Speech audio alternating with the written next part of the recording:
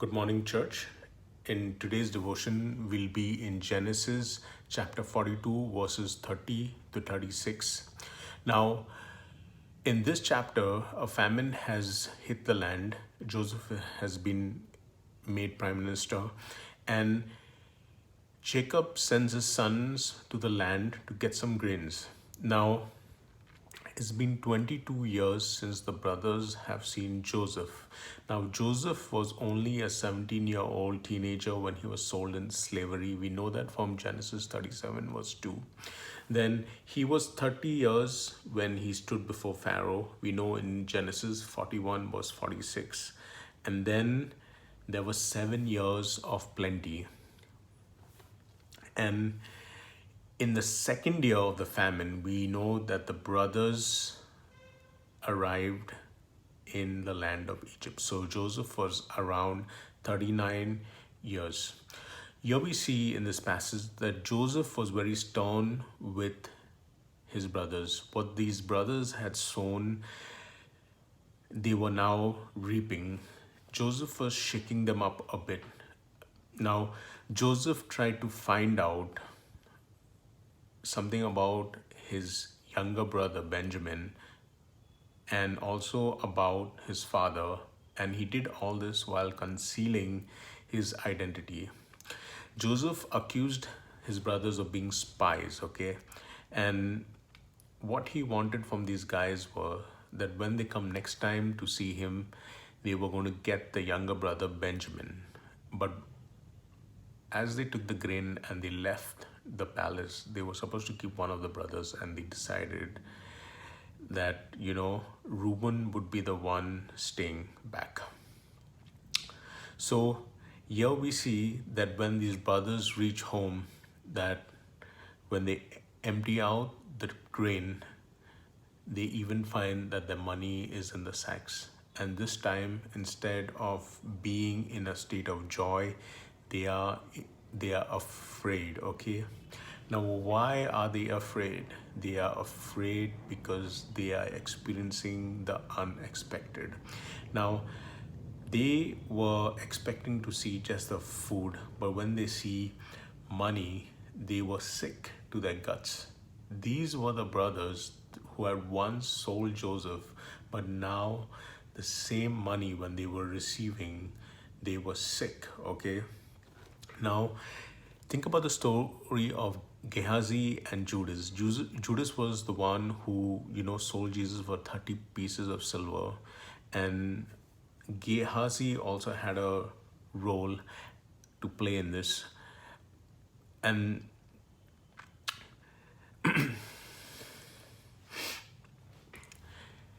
what was Gehazi's role? Gehazi had took the money from Judas, okay? And in the end, he contracted leprosy. And Judas, what? He hung himself. So all the money that they had received and the greed they had for money had caused them more pain and more hurt than expected. 1 Timothy chapter 6 verse 10 says, "For the love of money is the root cause of all evil." Okay, while some coveted after, they have gone away from the faith and pierced themselves with many sorrows. So this is what that the brothers feared, the unexpected. Many times we face unexpected storms also. When Jonah ran from God, the seas became rough. He was thrown into the sea, swallowed by a whale. And in the midst of the whale, Jonah cried out to the Lord in Jonah chapter 2, verse 2. So we would all be scared, if we were in such a situation. So here we see that, unexpected storms frighten us sometimes. And that can also be with unexpected sickness. A certain sickness shows up in our body or in the body of our relatives, cancers, heart problems, flus, complications, some surgery, and and all that. But See what John chapter 3 verse 36 says. He that believeth on the Son has everlasting life, and he that believeth not the Son shall not see life, but the wrath of God abideth with him. So sometimes, we might, have a life-threatening disease, but, in the end, we are going to the Lord and we shouldn't fear that. Then sometimes, we fear setbacks, like, we're expecting that job promotion and it did not come to us. So, failure in that. We were supposed to take a test and we were not prepared, or we couldn't understand the subject, so we failed and we were not able to study, so we had a setback. So there were unexpected setbacks. A story comes to mind from the book of Samuel in Judges chapter 16.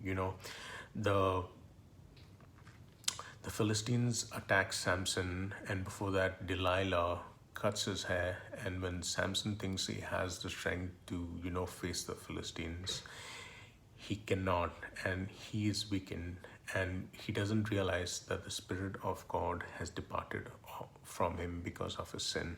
So he lost his strength, and his eyes were put out. So unexpected setbacks also can cause us to be afraid. Now, in the end, the world will be afraid, because First Thessalonians chapter 4 verse 16 and 17 describes that, suddenly we Christians will be raptured and will be no more. And people will be scared because they'll find that every Christian that they knew will be no more. So here we see that, having received the money, the brothers, instead of thinking of it as a blessing, they were afraid. They did not know what their future held for them, because Joseph had already accused them, as spies. How were they supposed to return to Egypt? Okay. So here we see that, taking a job might look good, but it might, interfere in a church schedule. Dating a boyfriend or girlfriend might look good, but, dating the wrong person who's a unbeliever might cause more damage than, do us any good. Then purchasing something valuable might cause us to be a distraction, and and it might be bad for us instead of being a blessing. We see also that, in the midst of this, the brothers could have prayed and, sought the Lord and, thought, why is God doing all this to us? But they didn't.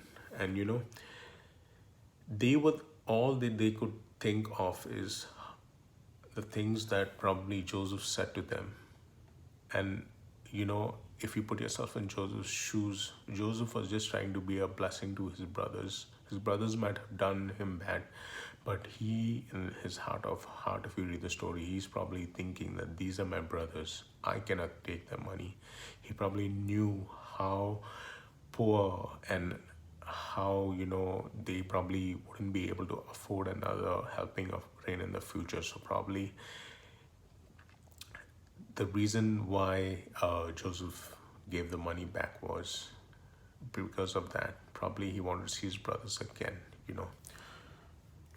So instead of focusing on the blessing, they were focusing on, something that had never even, like on money they were focusing on. They couldn't see the grain and couldn't be happy with just the grain that they had.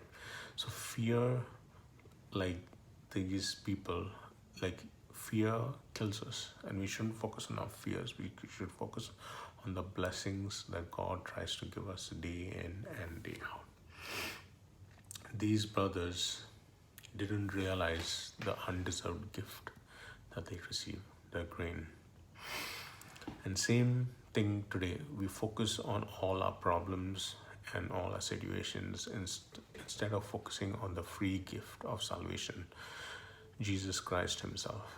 We don't focus on Jesus enough. So that's what, we don't focus on our gifts. We focus on things that are irrelevant today. So this is what our devotionals for today, guys. Have a blessed day.